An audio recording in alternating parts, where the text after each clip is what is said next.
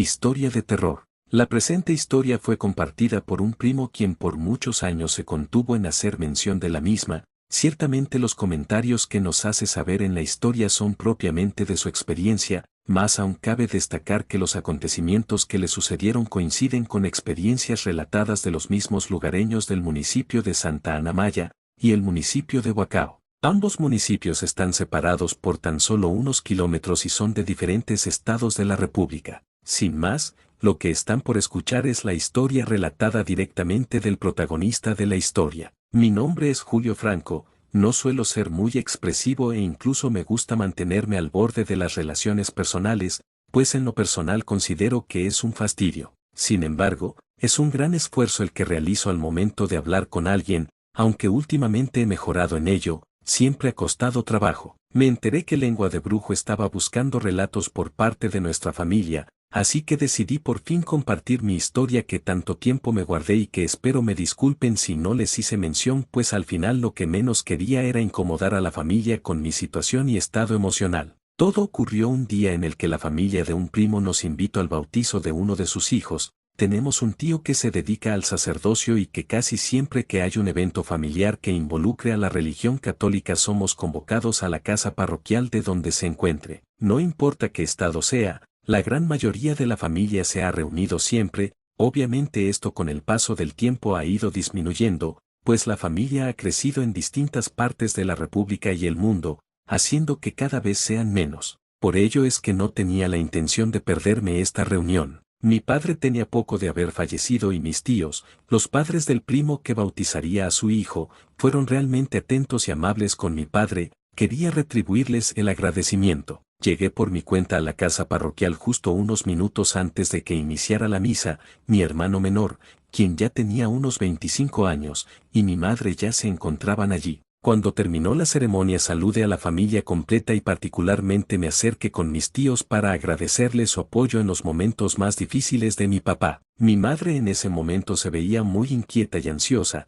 se mantuvo sola todo el tiempo que estuvimos comiendo. Me pidió que me acercara un momento con ella, a lo que me confesó que no se sentía nada a gusto y me pedía de favor que la llevara a Santa Ana Maya para tomar un camión hacia la Ciudad de México. Cabe señalar que mi madre siempre se sintió excluida por parte de la familia, nunca se sintió cómoda o acogida entre la familia. Creo que por ello yo llegué a adquirir algo de su conducta y comportamiento. Le dije que sí, no tenía ningún problema en llevarla, solo le pedí un poco de tiempo para preparar todo. Santa Ana Maya no está retirado de Huacao, para ser casi exacto son menos de 20 minutos en automóvil, y es casi pura línea recta. Lo que llama tanto la atención es que uno cruza un estado para llegar al otro. Sin embargo, si uno hace el recorrido a pie es más o menos una hora, y esta hora se volvió para mí la más eterna de todas. Al llevar a mi madre a la estación de autobuses de Santa Ana Maya sentí que mi automóvil se estaba comportando extraño, inclusive lo sentía muy lento y que le costaba bastante trabajo avanzar.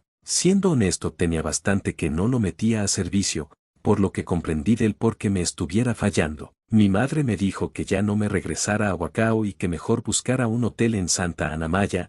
Le comenté que quería entregar un presente al bautizado en honor al apoyo que nos dieron con mi papá. Mi madre solo hizo una mueca y me dio su bendición. El automóvil me dejó de fallar en cuanto estuve a punto de agarrar la curva en dirección a Huacao. Me tuve que estacionar justo detrás de un letrero grande. Ya había anochecido y no traía conmigo alguna lámpara para revisar el motor. Además mi celular era uno muy antiguo en comparación de los que existen hoy en día, no tenía linterna. Traté de marcar a la casa parroquial pero siempre en esa zona nunca hay señal. Así que pensé que lo más sensato en ese momento era caminar hacia Huacao y pedirle a algún tío que me ayudara a traer el carro de vuelta o bien me ayudaran al día siguiente. Así que me encaminé hacia Huacao justo a un costado de la carretera. Haciendo memoria, recuerdo haber visto a varias personas caminando mientras aún había luz. Mi tío el sacerdote nos contaba que mucha gente prefería ahorrárselo del camioncito que los llevaba hasta Huacao.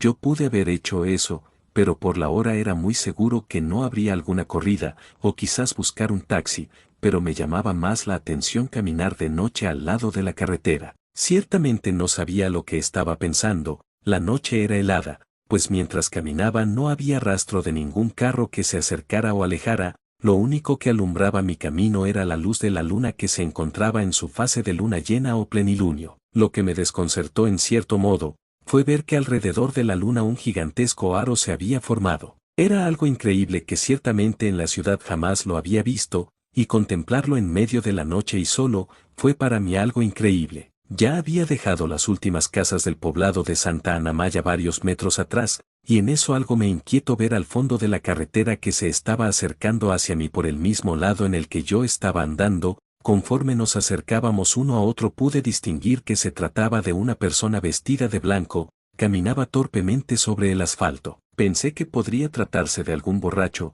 pero conforme me estaba acercando a esa persona, pude notar que parecía ser una mujer. Digo que parecía ser pues por su vestimenta, la cual era una falda blanca y entallada, me daba la impresión de que lo era. Sin embargo, su rostro no se veía igual al de una mujer o un hombre. Su cabello negro le colgaba a los lados y cuando levantó la vista hacia la luna pude ver que su rostro pareciera que era el de una calavera. Aún recuerdo sus cuencas en los ojos y nariz, y justo cuando se detuvieron ante mí no me quitaba la mirada de encima. Yo me hice a un lado de la carretera para pasar de largo, pero aquella cosa se detuvo en seco y no dejaba de observarme. Aceleré el paso lo más que pude y fue cuando escuché que me comenzó a llamar, hacia un ruido similar al de las lechuzas. Yo no quería voltear para nada, así que seguí de largo hasta que la dejara de escuchar. Fue así que quizás 5 minutos pasaron para que me dejara de llamar, así que opté por apresurar mi marcha y llegar lo antes posible con mi familia. Hubo un trayecto en el que me desesperé, pues el camino era el mismo de un lado y del otro y no cambiaba. Llegué incluso a pensar si no me había equivocado. Fue cuando noté que en uno de los postes de electricidad se encontraba una persona recargada, y en cuanto me vio se encaminó hacia Huacao. Empecé a correr para alcanzarlo, pero aquella persona era más rápida que yo. Comencé a gritarle, a pedirle que parara, y era raro pues esta persona no se encontraba corriendo, solo caminaba y yo no la podía alcanzar. Yo ya no tenía aliento para seguir detrás de ella, así que dejé que se fuera y poco a poco le perdí el rastro por completo. Luego me puse a imaginar que quizás haya pensado que se trataba de algún espíritu que lo quería alcanzar. Yo hubiera hecho lo mismo, aunque sí me hubiera agradado pasar un momento al lado de alguien, y quizás hasta platicar, pues en ese lugar el miedo comenzaba a apoderarse de mis nervios. A donde veía, solo observaba pinambres, alguna que otra luz se apreciaba titilando entre la oscuridad. Entonces entre el maizal pude ver que una luz lo atravesaba. Era bastante rápida para tratarse de una persona, pues ésta se elevaba y bajaba, pareciera que estaba buscando la forma de salir del maizal. Y en un segundo se apagó. No sabía de qué se podría tratar aquello y algo escalofriante empecé a escuchar del otro lado de la carretera, una serie de murmullos provenientes del otro extremo. No sé por qué, pero en ese momento tuve la sensación de que todo se ponía mucho más oscuro de lo que estaba. La luz de la luna ya no era tan intensa que antes. Y fue cuando lo vi, arrodillado sobre el asfalto. Una persona murmuraba algo, lo cual logré identificar a una oración y que se trataba del Padre Nuestro. Recordé en su momento que mi tío el sacerdote nos había dicho que gente del pueblo de Huacao hacia Mandas hasta la Virgen de Santa Anamaya. En un instante me pareció escalofriante aquella escena, sin embargo guardé silencio en forma de respeto. Aquella persona me observó mientras avanzaba arrodillada, se detuvo y a la vez aguardó silencio. Yo la vi más no paré de caminar, y ella me dijo algo que me inquietó bastante. Su padre lo está esperando más adelante. Le escuché perfectamente bien. Una sensación de ahogo invadió mi pecho. No sabía si realmente aquella persona sabía lo que decía,